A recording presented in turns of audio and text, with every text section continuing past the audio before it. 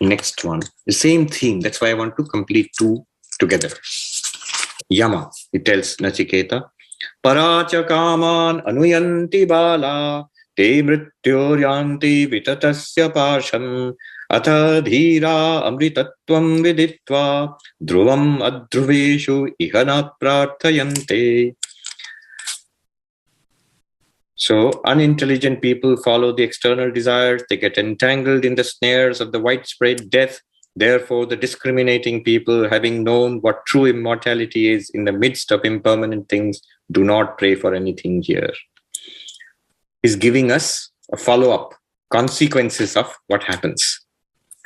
Here in this mantra, the first one, he says, parācaḥ kāmān anuyanti bālā. Children, immature people, they keep running after external things. Basically, he's saying people don't learn. People don't learn. It's the rare one who learns.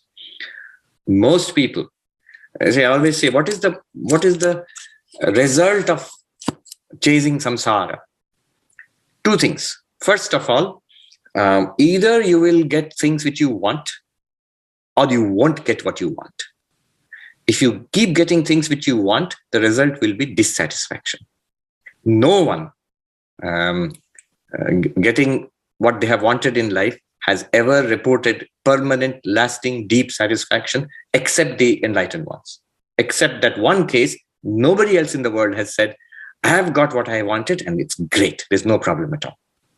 And I would thoroughly recommend it to everybody else. Yes, go and, eat as many burgers as you want, go to as many parties as you want, and buy as many gadgets as you want. And when you get all these, you will be deeply, deeply fulfilled. The advertisements are gospel truth. Nobody has ever said this. So getting what we want does not lead to any kind of deep, lasting fulfillment. That's why I feel sometimes it's easier to understand these things in a first world country and economy like this. In a poorer place, if a person is poor, or at least the standard of living is not as high as, say, in countries like this, in the United States, one may have the inner feeling that if I could, live in a place like that and work in a place like that and earn money like these people, then I would really, really be happy. No, it doesn't work like that. If you do get it, you'd still be disappointed. And if we do not get it, we'll be frustrated. I have many desires and I did not get them. We're frustrated. These are the only two results of samsara: disappointment, frustration. There's no third alternative possible. And so this is, if we chase samsara, these two are the only alternatives. And another second thing is, by chasing samsara, what happens is it becomes habit forming. It becomes addictive. We no longer have independence. Sri Ramakrishna says, he says, I saw these old people who had retired and sitting, they were playing cards. And I said, isn't it time to start calling on God even now? Isn't it time? So it's a typical sight you can see in the villages in India. It's a very relaxed kind of life. So people are sitting around in the afternoon or evening playing cards just to pass time. And Sri Ramakrishna says, isn't it high time to start calling on God? That means death is at your door. Old age, disease, and death are there in front of you now. No, isn't it time? Now it won't work, because this engagement with the world is so addictive and so independence destroying that at that age, if someone wants to start, very difficult. There's an inertia which has built up. And one can only at that point sit and watch TV. In the earlier generation, we'd see grandparents sitting with a radio. There would be those old transistor radio sets. They would sit and listen. At least that was not as distracting. Then came TV. Now there's internet. And what do people, they criticize the new generation for internet addiction. I see many oldsters are deeply, they're all on the screens.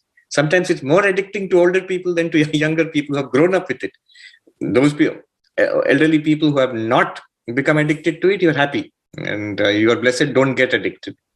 So it becomes difficult. There is an inertia of being, addicted to this world. So there is pain and there is dissatisfaction. Not knowing any better and habituated and addicted to this, one keeps on doing the same thing, patterns of behavior, patterns of consumption. That is just be repeated. Especially as we get older, it's very difficult to change it anymore. So when these good impulses come in our life, to study, to meditate, to be devoted, we should act on it immediately, vigorously. So people don't learn. And Shankaracharya here says, he comments on this. External objects, bālā, men of little intelligence, childlike. Bālā means childlike. Childish. Childlike is good. It's good to be childlike. It's not good to be childish. So these childish people of childish inclinations, they chase kāmānanuyanti. Anuyanti means follow. They chase. They are up and doing to keep on, adding more activities, more engagements, more possessions, more achievements in the world outside. Then, what's the problem? One is living a full and engaged life. mṛtyoryanti, vitatasya pāśam. Who is saying this? Yama, the Lord of Death. And he's warning a stark warning. Such people will go from death to death. What a terrible warning.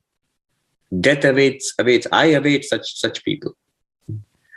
So that means that the cycle of life and death will not cease. Driven by desires, plagued by dissatisfaction and frustration, what will happen to such people?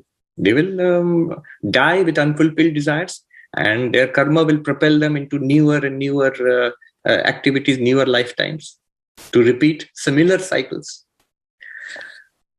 Vitatasya pāśam, the widespread network of death. What is this widespread network of death? Shankaracharya uses his favorite phrase, avidya kama karma, ignorance, desire, and desire-prompted action.